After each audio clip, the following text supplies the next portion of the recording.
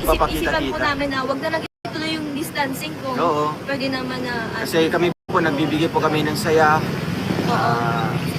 Sa mga nababasa ko din sa mga Diba? nagko-comment din, nakikita ko na kayo lang yung nagpapasaya Sa sa akin. ganitong Kaya na paraan pala. pag-isip-isipan ko na huwag na lang ituloy yun. Bakit pa itutuloy yun kung wala naman ginagawa mo sama? So yun na nga po no, mga kababayan, mga kalingap, napanood po natin sa video ni Dodong Ruel. Credit po kay Dodong Ruel at muli tayong kumuha o gumamit ng maiksing video clip para gawan ng reaction na video. No? At sa video nga pong ito ay itong si Ruel at si Rachel na pag-isipan po na magkaroon ng distancing sa tuwing sila ay magla-live, sa tuwing sila ay gagawa ng vlogs. No?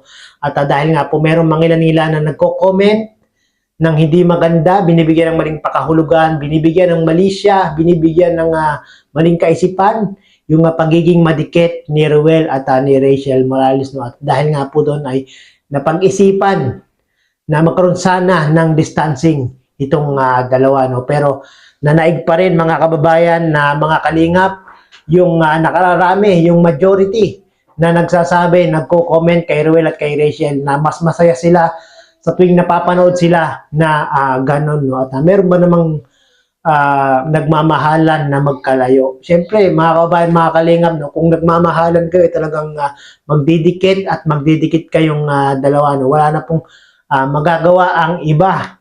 Kung talagang nagmamahalan, ay magdidikit talaga. No? At dahil nga po doon ay hindi na ipagpapatuloy ni Ruel at ni Rachel at ititigil na nga po yung kanilang pag-iisip sa mga sinasabi ng mangilan-ngilan, sa mga sinasabi ng ibang mga nambabash kay Ruel at kay Rachel Morales. Tama yun, sundin nila yung nakararami at mas lalong sundin nila yung kanilang mga sarili, yung kanilang puso at isipan kung ano ba yung dapat nilang gagawin. No?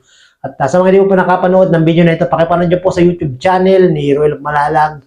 At doon po, mas marami pa po kayong mapapanood, malalaman kay Ruel at kay Rachel Morales Vlogs. Maraming pong salamat mga kababayan, mga kalingap.